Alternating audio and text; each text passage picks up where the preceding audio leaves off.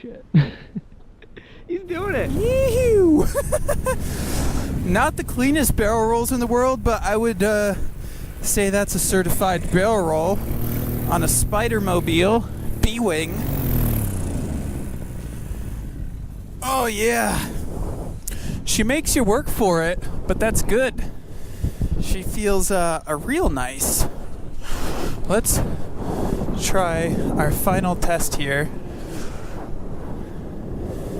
I don't know.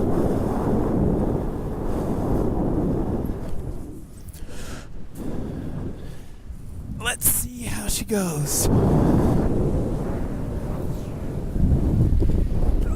Oh yeah! She freaking sats, brother. Nice and good.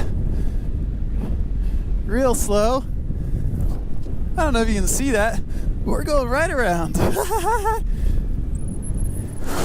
What am I talking about? Of course you can see that. Freaking GoPro technology.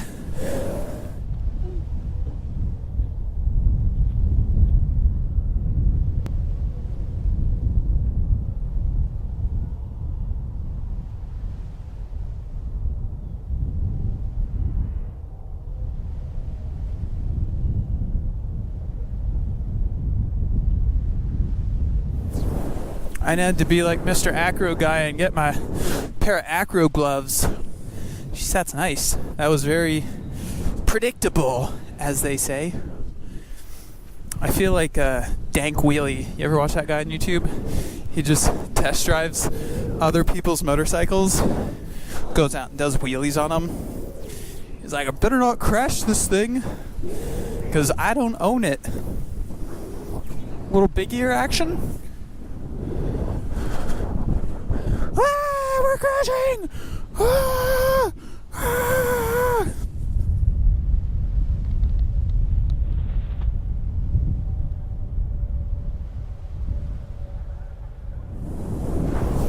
See if we can spot land and not take a collapse on the Spider-Mobile. Man, I wouldn't mind having one of these wings. This thing's like the perfect balance of maneuverability and passive safety, efficiency.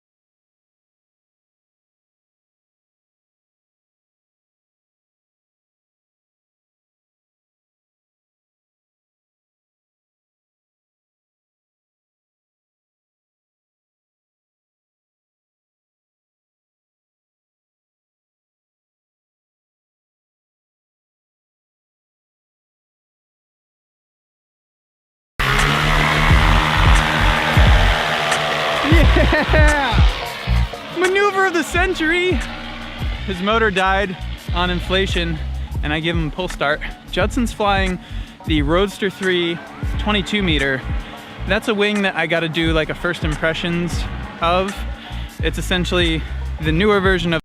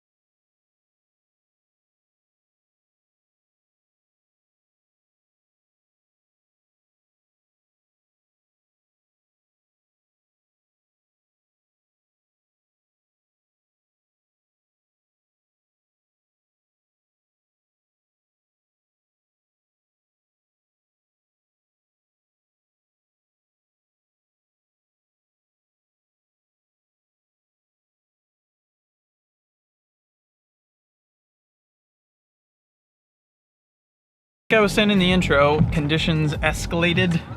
It got really windy, and that's about all the flying we got. But it was a good session. I've talked about this a lot in the past when I was flying the Mojo. If you're a beginner and you're feeling like your wing is lame and it's not maneuverable and you want something hotter, I would encourage you to stick with it and just keep progressing on that wing. I'm guilty of it. When I was a beginner, I had the same thoughts. I was trying to make my wing turn and I was like, this thing just won't turn. It's so slow, it's so not maneuverable.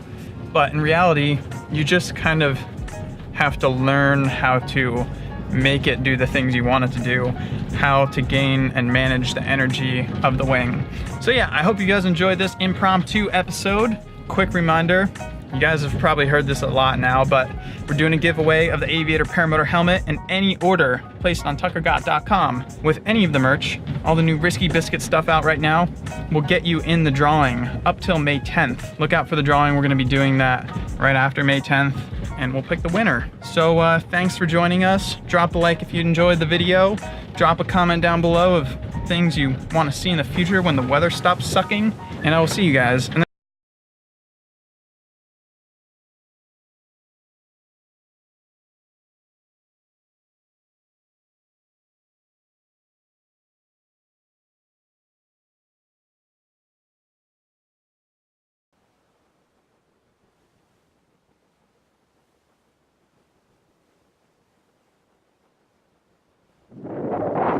I just came down here on the bike to see if there's any hope for tonight. It's so freaking windy.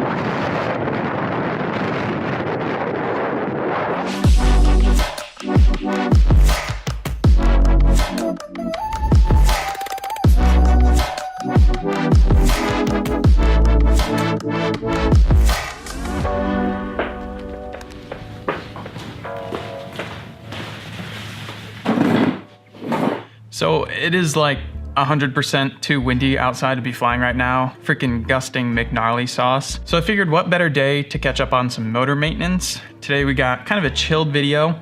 Got the Scout machine, which just about hit 10 hours. And at 10 hours, they call for a little maintenance sequence. So today we're gonna go over all that maintenance. I'll share a few tips and tricks with you guys. We'll get her up to snuff, ready to go for the spring season when the wind finally dies down. But before we get into that, I actually had a little motor issue the other day. So I'm at the field, I pull start my motor, and it kind of backfired and kicked and pulled my pull starter hand back, which is weird. And then I got it running, and then it made this horrible, horrible noise. I got a little footage of it.